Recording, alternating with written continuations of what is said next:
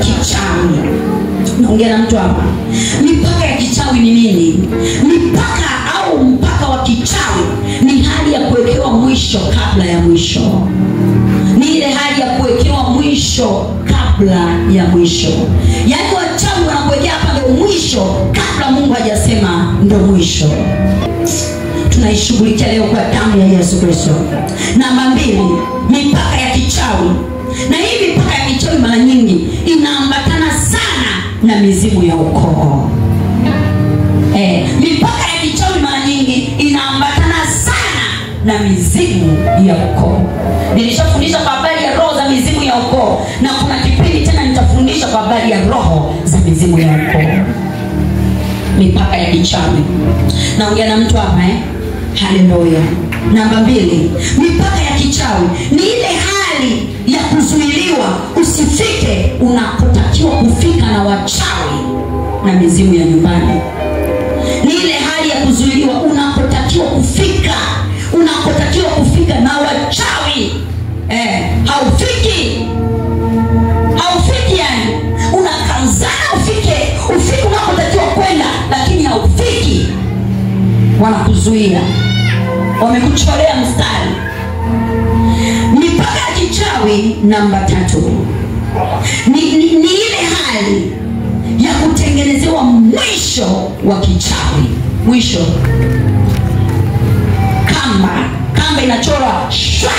Unaambiwa mwisho ni hapa, utaki kuvuka hapa. Mipaka ya kichawi. Mwisho ni hapa, uendi kokote. Mwisho ni hapa.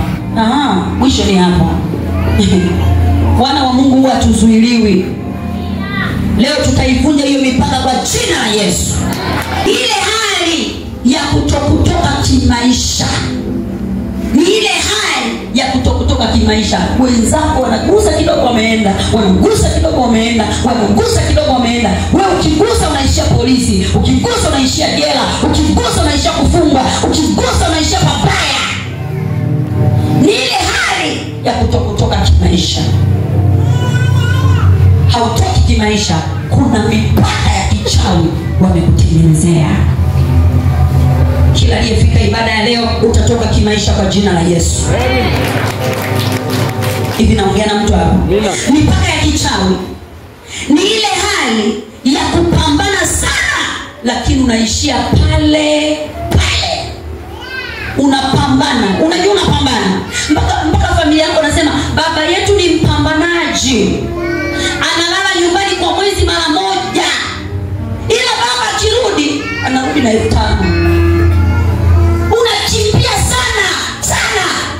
Geita migodini wapi jamani, kuuza magari, kuuza spare. Baba yetu mpambanaji. Ila cha maana unachofanya hamna. Ni ile hali ya kupambana sana. Dada yetu jamani, mdogo wetu anapambana sana, lakini hautoki. Sikiliza nikwambie, ibada ya leo utatoka kwa jina la Yesu. Naongea na mtu hapa. Ni ile hali ya kupambana sana. Unapambana, lakini hautoki. Leo utatoka kwa damu ya Yesu. Haleluya mwana Mungu. Ni ile hali ya kupambana sana, lakini unaishia pale. Mipaka ya kichawi ni ile hali ya kukaa pale kimaisha. Kama ni chumba kimoja umepanga, huu ni mwaka wa 10 umepanga chumba kimoja. Wewe unisikilize uliyekaa kwenye chumba kimoja miaka 5. Leo unatakiwa utoke ukapange nyumba nzima. Amen. Ni ile hali ya kukaa pale kimaisha. Pale utoki. Unapambana wewe uko pale. Ni kama vile unapiga matai. Unakaa pale. Sikiliza nikwambie, kuna roho za madhabahu ya ukoo wenu na wachawi wameshirikiana kukufunga pale. Leo watalia na kusaga meno kwa jina la Yesu. Naomba niwaambie kitu kimoja. Wana wa Israeli wakati wanatoka kwa Farao, Mungu anamwagiza Musa, anamwambia Musa, nenda kwa Farao kawatoe watu wangu wanateseka. Akasema sasa mimi nawezaje kuongea na nina kigugumizi hivi? Mungu akamwambia nenda kawatoe wanangu wanateseka. Wakati wanaendelea na safari ya kuwatoa wana wa Israeli, Mungu akasema inabidi nipige mipaka ya Farao, kwa sababu ndani ya mipaka ameweka uchawi wa kutokuwavusha hao watu. Nitatuma vyura kwenye mipaka ya Farao ili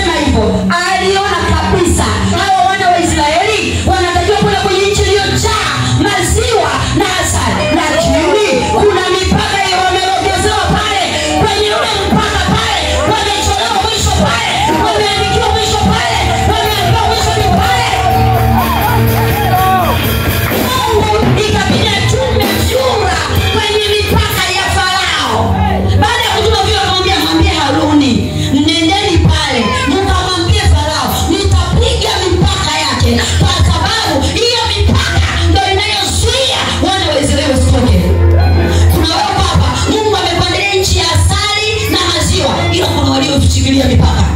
Na watu ni watu gani sasa? Wachawi, waganga, hauchomoki. Chumba kimoja mwaka wa 3, chumba kimoja mwaka wa 4, na kuna mwingine umepanga kwenye nyumba hiyo nyumba hautoki jamani, mpaka juzi imekubomokea na inavuja. Unapambana kama wanaume wengine wanaotakiwa kuwa mabilionea. Usikiliza, nakupa maarifa, tunatakiwa kupiga mipaka ya kichawi ili leo tutoke kwa jina la Yesu. Hivi naongea mtu hapa, mipaka imeshikamatwa na wachawi. Wachawi wale sasa wanashindana na mizimu ya nyumbani kwenu. Tutasimama, tutaomba, tutavunja hiyo mipaka, madhabahu za ukoo na mipaka ya kichawi. Itakapoondoka kwako, utafuta mahali Mungu alipokusudia. Kuna watu mko hapa ni mabilionea, kuna watu mko hapa ni watu wakubwa, kuna watu mko hapa mnatakiwa kuinuliwa kwa viwango vikubwa sana, lakini ipo mipaka ya kichawi, mipaka ya mizimu ya kwenu. Leo itakuachia kwa jina la Yesu. Hivi naongea mtu hapa, akamwambia natuma vyura.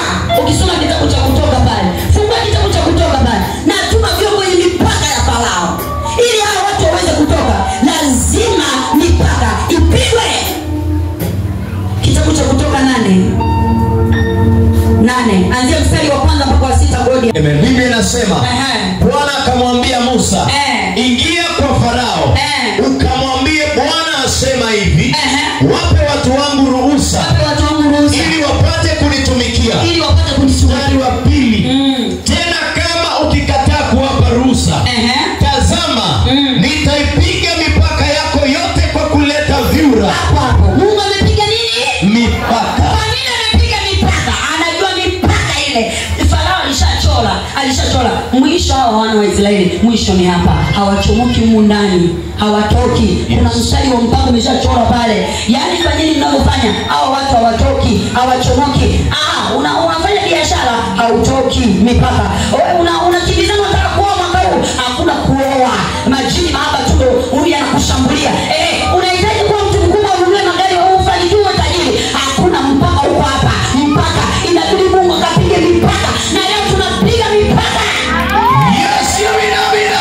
Wasingeweza kutoka kwa haraka, lakini kwa sababu Mungu alipiga mipaka ya yule mtu, alipiga mipaka ya yule mshirikina, alipiga mipaka ya Farao.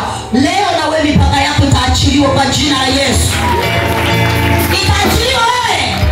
Mungu anaona kabisa kwamba hao wana wa Israeli hawatoki kwa sababu ya mipaka, wamecholewa hapa. Mipaka imezuiliwa. Kwa hiyo kwa sababu mipaka imezuiliwa, acha nikatume vyura ikapiga ile mipaka ya Farao. Hatimaye watu watatoka kwa viwango vikubwa kwa jina la Yesu. Na Mungu ametuahidi kupiga mipaka yote kwa jina la Yesu. Hakuna atakayezuia kwa damu ya Yesu. Turudi kwenye andiko letu la Kutoka 34 mstari wa 24. Haleluya, mwana wa Mungu. Hakuna atakayekuzuia kwa damu ya Yesu. Kila madhabahu iliyojengwa mbele yako, kila mipaka iliyojengwa mbele yako, leo tunaipasua vipande kwa damu ya Yesu. Yes, amina. Kutoka 34 mstari wa 24. Nasema, kwa kuwa mimi nitazitupa nje taifa za watu mbele yako. Ndio. Na kuipanua mipaka yako. Mipaka yako leo itapanuliwa kwa jina la Yesu. Amina. Wala hapana mtu yeyote atakayeitamani nchi yako. Hapo utakapokwea kwenda kuhudhuria mbele za Bwana Mungu wako mara 3 kila mwaka. Haleluya. Amen. Leo Mungu ametuahidi mipaka yetu itaachiliwa kwa damu ya Yesu. Mipaka